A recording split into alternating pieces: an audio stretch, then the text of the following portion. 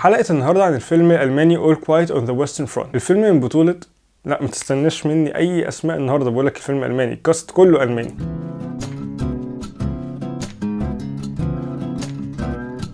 صباح الخير لو تشوف الحلقة دي بالليل، مساء الخير لو تشوفها قبل ما تنام، تصبح على خير. أهلا بيك في حلقة جديدة من سينمانيست. قصة الفيلم بتحكي عن بول وزمايله اللي بينضموا في الجيش الألماني في بداية الحرب العالمية الأولى سنة 1914، وبنشوف رحلتهم في الحرب دي حتى انتهائها بهدنة ما بين ألمانيا وفرنسا في 1917. الحلقة دي مش حلقة مراجعة للفيلم، مش هتبقى حلقة تقييم قد هي حلقة مناقشة. هحاول على قد ما اقدر ما احكيش تفاصيل كتير عشان ما يبقاش حلقة الفيلم. انا عامة مش بحب الافلام الحربية قوي، او مش بتفرج على الافلام الحربية قوي يعني، بس اللي خلاني اتفرج على الفيلم ده وكان فيلم تاني كنا عملناه قبل كده، ذا ديفل اول ذا تايم، ممكن تتفرج على الحلقة بتاعته، وهي الافلام اللي بتتكلم عن بوست تروما او التروما اللي بتحصل للجنود بعد الحرب. وحتى بحب افلام زي دير هانتر وتاكسي درايفر. هو فيلم مش بيتكلم قوي عن الحرب او مين كسب او مين خسر، فيلم مش مهتم يحكي ايه اللي حصل في الحرب سواء كسب او خسر، هو بس عايز يحكي عن فكرة الحرب نفسها والاضرار اللي الحرب بتسيبها على الجنود. وده بالنسبة لي موضوع شيق جدا ومهم جدا، وهو بشاعة الحرب واضرار الحرب، مش الافلام اللي بتتكلم عن بطولة اي بلد او بطولة اي جيش، بتتكلم عن الاضرار اللي بتخلفها الحرب. وبالمناسبة ده مش كلامي انا بس، حتى الرواية ومقالات كتير اتكلمت عن الفيلم تتكلم عن الفكرة دي، والفيلم عمل ده بشكل كويس جدا بطرق كتير قوي هنتكلم عنها دلوقتي. اول حاجة هنتكلم عنها هي طريقة التصوير، ان اغلب المشاهد بتبدأ باما ميديوم شوت او كلوز شوت، يا اما تفضل متحركة مع البطل بتاعنا بول وتورينا الاحداث، وبعد كل ده بناخد زاوية دايما واسعة للمشهد كله، يا اما بتشوف حوالين بول جثث، يا اما بتشوف الدنيا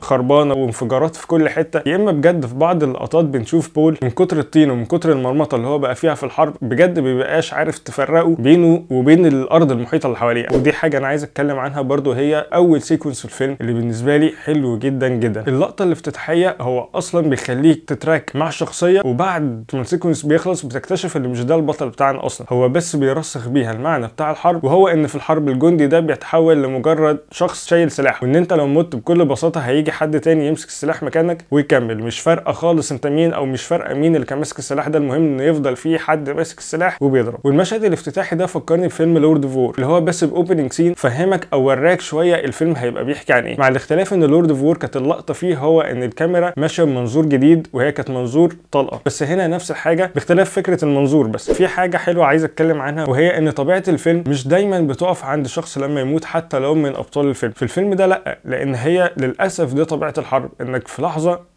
خلاص ممكن تاخد طلقه وتموت. للاسف هنعدي وهنكمل. الحاجه اللي كانت بالنسبه لي من احسن الحاجات في الفيلم هي العلاقه او التضاد ما بين علاقه الجنود والقاده بتوعهم، سواء من المانيا او من فرنسا. طول الفيلم انت في احداث جوه الحرب وناس بتموت وانفجارات ومناظر بجد بشعه جدا، فجاه مره هتلاقي الدنيا دي كلها هديت بانسرتات تحفه، تشوف العكس وهدوء تماما للمشاهد بتاعه القاده، لان الفيلم المفروض قصته اثناء ما الحرب شغاله على الناحيه الثانيه في بعثه المانيه رايحه لفرنسا عشان تتناقش معاهم على هدنه، وفي المشاهد دي بتشوف النقيض تماما، ان الجنود في حته والقاده بتوعهم في حته ثانيه. قاده المانيا اللي بتتكلم ان لا بالنسبه لها الجنود تموت بشرف ولا انها تستسلم، والناحيه الثانيه فرنسا اللي مبسوطه انها قادره تفرض قوتها وشروطها على المانيا، والمانيا بتطلب منهم اللي هم يوقفوا ضرب النار لحد ما يوصلوا لحل، وفرنسا بتفرض عليها ان لا قدامكم 72 ساعه ومش هنوقف ضرب النار لحد ما تمضوا على الموافقه، وان في نفس الوقت الجنود من الفريقين بيموتوا نفسهم ان الحرب تقف. يعني محدش فيهم كان بيفكر مين اللي هيكسب، او محدش فيهم حاسس اللي هو عايز يكمل او ان هو ليه افضليه في الحرب ده. الاثنين عايزين الحرب تخلص، الاثنين عايزين يرجعوا بلادهم. ودي حاجه حابب برضه اقولها، اغلب الجنود اللي موجوده في الفيلم من الفريقين عمرهم لا يتعدى ال 20 سنه، والعظيم في الفيلم ده هو الرحله او الاختلاف ما بين اول الفيلم واخر الفيلم. اول الفيلم بتشوف الشخصيات وهم بجد بكل بلاها مبسوطين ان هم داخلين الجيش، غير ان اغلب الشخصيات شايفه ان هم كده البنات بجد هتعجب بيهم. وعلى الناحيه الثانيه البطل بتاعنا بول اللي دخل بس الحرب عشان يثبت لاهله اللي هو كفء اللي هو يروح الحرب. حتى في مشهد في اول الفيلم هم جايبين الجنود لسه رايحين لمكان الحرب وبيغنوا اغنيه زي نشيد كده، سنه واحده وهنرجع تاني بيتنا، بس للاسف مش هو ده حل الحرب تماما. بس كان موفق في اختياره المنظور المانيا والحرب العالميه الاولى، ان المانيا من اكتر الدول اللي كانت عامله بروباجندا عن قد ايه هي قويه جدا وان الجيش بتاعها ممكن يكتسح اي حد. وعلى الناحيه الثانيه اختيار الحرب العالميه الاولى لانها كانت من افظع الحروب، وده اللي بيتقال بتكست في اخر الفيلم، ان الحرب دي خلفت وراها 17 مليون قتيل، او هم كمان ما اختاروش لفظ قتيل، هم اختاروا قالوا ان 17 مليون روح راحت. الفيلم شايف ان كل اللي بيحصل ده عبثيه، وهو بجد الفيلم قالها صراحة كده في مشهد حلو جدا ما بين بول وصديقه كات. وهو كان كات بيقول له اللي هو زمان في المدرسة كان تسأله سؤال ايه كلمة على نفس وزن كلمة عبثية. في نهاية المشهد بنلاقي بول بيقول له كلمة بندقية.